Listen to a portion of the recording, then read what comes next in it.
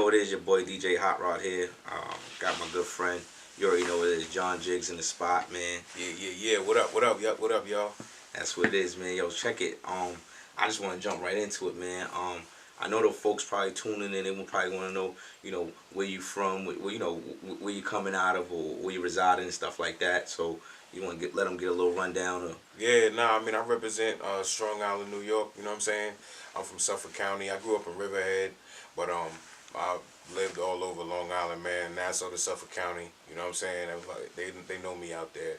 Strong Island, what up? Definitely the 5 boroughs. Got a lot of family out here and whatnot. So, you know what I mean? I'm just a New York dude. You know what I mean? Pretty much. That's what it is, man. That's what it is, bro. Yo, check this out, man. I heard you've been, doing this music thing for real. Like, records is getting out there. I just want to tap into, like, how long you been doing this music thing, just a little bit. Yeah, well, I actually started off, I was in a group for a long time, the 495 Boys, man. Okay. You know what I mean? And around 2013, I, decided to kind of break away and do my own thing solo, from then on, everything just clicked, man. I took my first mixtape, I got 2 Long Island Music Awards. You know what I'm saying? Best mixtape and best new artist. And then from then on, I just been pushing, man, pedal to the metal. And from now, it's been incredible. From then to now, it's been an incredible ride. Yeah, we want to talk about that ride, man. We want to see how you got from the group to, I'm guessing you want to say you roll with solo now, or you doing independent projects, or? Yeah, well, I'm running solo. I actually put together another group, the Monopoly Family. I've actually put together my own company, Monopoly Music. You know what I'm saying? So we look out for that. We got a couple singles out now, but I just been pushing, man, as a solo artist as well, man. We just got the new single that we putting out. You know what I'm saying? That's what's up, man. Right. So yo, check it. So like you've been rapping from a young age. When did you know you had the gifts to get busy, like with the microphone? Man, I wrote my first rap a long time ago. I probably was like maybe 12 years old. Wow. You know what I'm saying? I always was into hip hop. My older brother, you know what I'm saying, he was a DJ, you know what I'm saying? So he used to like really put me on to a lot of stuff. I used to sit there for him, his mixing sessions and stuff like that. Shout out to my brother, you know what I mean? And he just influenced me, you know what I mean, a lot. And I just, he used to throw these little parties and stuff like that with, a lot of his friends or whatever. And he used to just like hand me the mic and make me rap. Nice. You know what I'm saying? And like I used to be like, at first I used to be scared, but after a while I knew what type of time it was. I just started doing it, yeah. And then when I got a little bit older, and I don't know if a lot of people might not remember, but the rap group Crisscross. Yes. And I was a kid and I seen Crisscross. Then that's when I really was like, yo, I could do it. If they kids and they could do it, I'm a kid, I could do it. That's for sure. We all wanted to wear our clothes backwards at that time. Yeah. My mom's wasn't having that, but she did let me get the braids and all of that. You know what I mean? Back the braids was a big deal. When I was a big deal. Mom let you get some braids. Yeah, you was the man. I had the Ewins. I had the baseball jerseys and all that. That was the good old '90s days right there. Yeah. That's but she wasn't having the backwards. I used to do it at school, like sneak it at school when I got it. Sorry, Mom. No, but definitely those kids were very inspirational, man. Yeah. You was in the right direction with that one, for sure. Yeah, so once that happened, I would like write my little raps and then go on the bus in the morning on the way to school and spit them, and it just started to bring me attention. Right. You know what I'm saying? The girls and just people just wanted to be around me, so I just kept doing it. You know what I mean? I got the hunger for it, and I probably actually went to the studio, recorded my first record when I was probably 16 years old. Wow. In high school or whatever. Teenagers. Yeah. And it's just always been something I did, but I would say probably like I said, about 2011, 2012, I really started to really take it serious as a business, and when you really start to, it's different. It's one thing to rap, but for sure, when you do when you actually look at it as a career, it's a totally different thing. Speaking about it being a career, right? Yeah. I mean, you talked about the business a little bit about it. So you had the group. Well, you guys looking for a deal, or did you seek management? How's the management situation and all that? How did it start? Where's it at right now? Yeah, I mean at that time we had we were actually, at that time that was the blueprint. You get a record deal, The independent game, it was happening, but it wasn't at that time artists were still going and trying to find deals. Right. You know what I mean? And we was all the way in the East End of Long Island, but we had built quite a name for ourselves, and we were we were coming back and forth to New York City doing shows and stuff like that. We had a name for ourselves, but I just kind of felt like we had reached the ceiling. Right. You know what I'm saying? And there was certain things that I wanted to say that it was hard for me to say being in a group. Correct. certain things, certain directions I wanted to go. That I, you know, when you in a group, you got 2 or 3 other people that's got to approve of what you're trying to do. Right. You know what I'm saying? So I started to kind of like start doing my own little songs and had different ideas and things like that. And that's how that's how we got here. I mean, you know, before we even did music, those was my brothers. So we, you know, we still talk to each other to this day. That's you know what I'm it saying? is. We still hang out. Our kids play with each other. You know, Right. but it's just as far as the music, I just, you know, and to be honest, I thought that we was doing a lot back then, but now that I'm in it, I realized we wasn't doing nothing. Really. You understand what I'm saying? Like at that time, it was like It's it was like this is dope. But now that I'm Mm-hmm. really like touring and Right. I'm, you know, moving around, investing my own money and stuff like that, it's like that wasn't nothing. You So know? let's tap into that touring thing and show things. Like, what's some of the more major shows that you've done that you feel like, yo, I'm really doing it now that I reached this particular platform. Yeah. And let's talk about some of those platforms and some of those stages that you reach upon in state and internationally as well. Oh, I mean, I've touched a lot of the bigger venues in New York City, Highline Ballroom. I've done SOBs like 5 times. Right. Let's see. There's probably a few more that I'm forgetting in the city, Right. but we've gone abroad. We did Europe. Wow. It's big. Austria, Germany, Sweden, Denmark, Holland, the Netherlands, Switzerland. I don't know if I said Germany, but definitely Germany.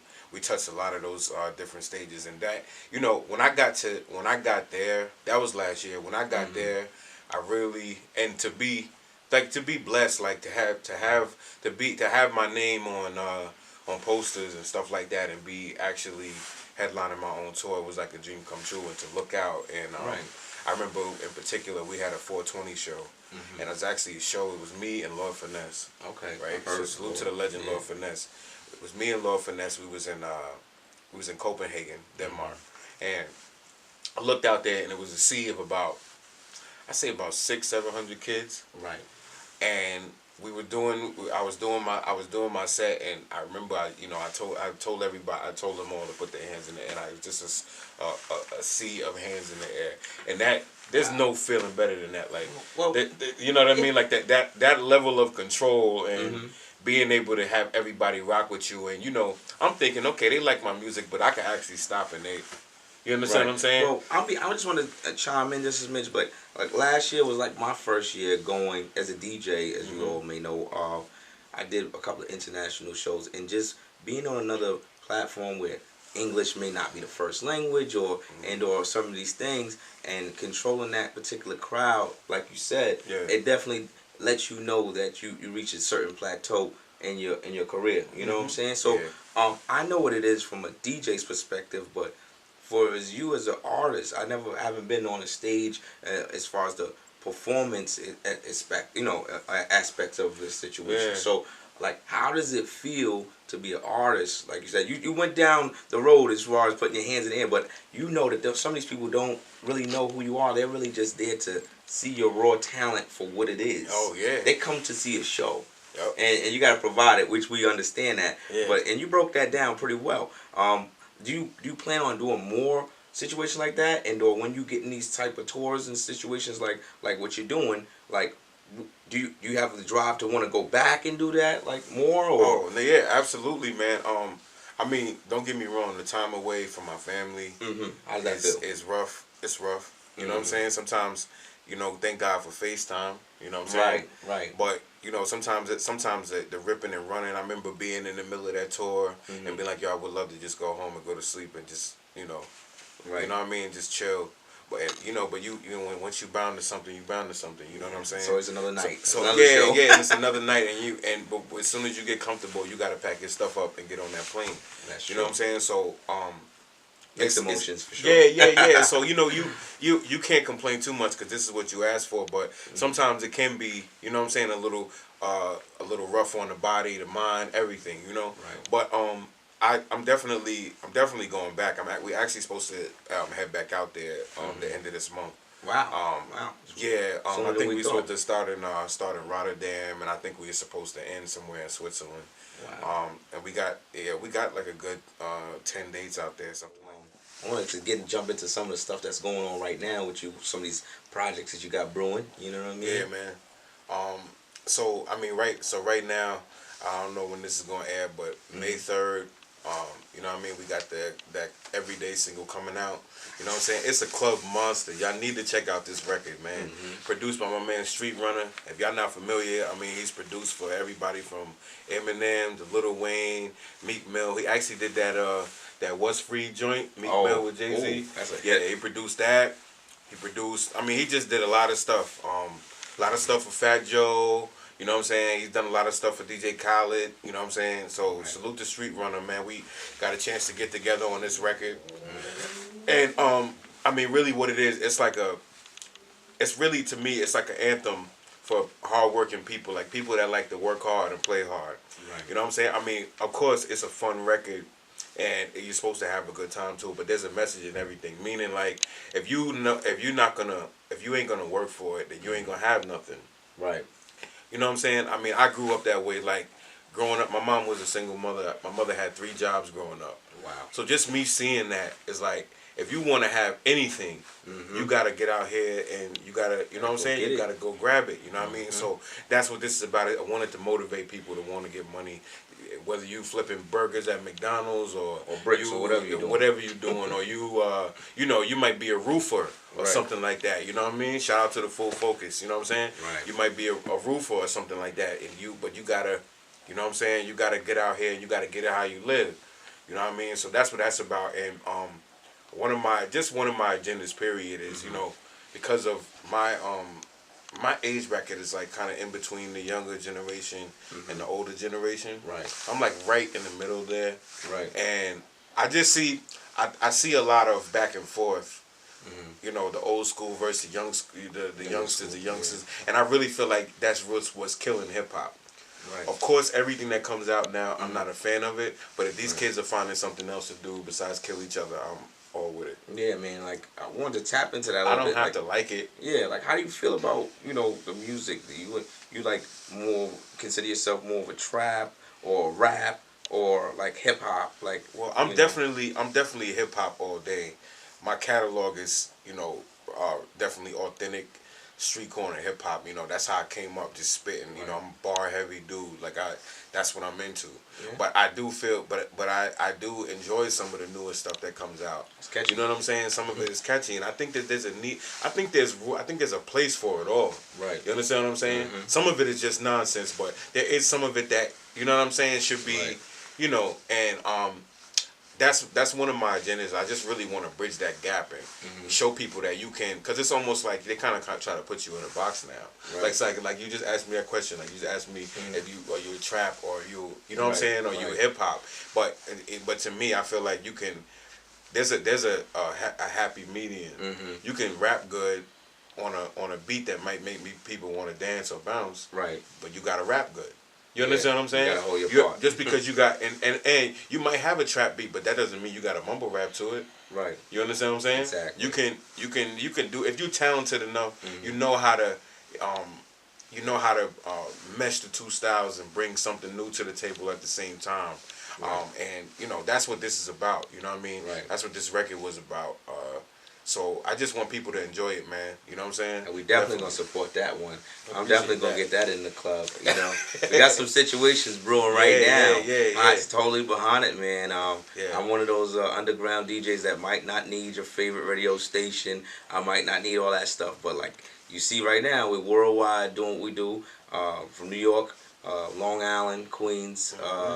All the boroughs, you know, and we're bringing our sound everywhere, you know, worldwide. That's what it is, man. So let's tap into that situation where we discussed about the artists, you know, and the platform situation. So like, how are you putting your music out there to reach the masses? Like, people want to know, like, do you put your stuff on Spotify, or are you pushing albums, or are you pushing mixtape cuts, or just singles, or EP this or that, or like, what, you know, how you getting at it? Well, what we doing with this is right here is just gonna be a single. Okay. Last year I released a handful of singles, and then I put out 2 EPs last year. Okay. You know what I'm saying?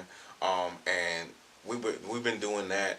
We're finding that it's better to kind of spoon feed the music to people rather than giving them a whole. Right. You know what I'm saying? Yeah. Because of the attention span thing that people talk about and things Right. like that. But so right now what we're doing is this single.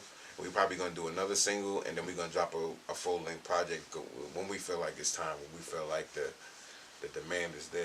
Right. You know what I'm saying? Right. We definitely have people that want it, but we want to make sure that when we come.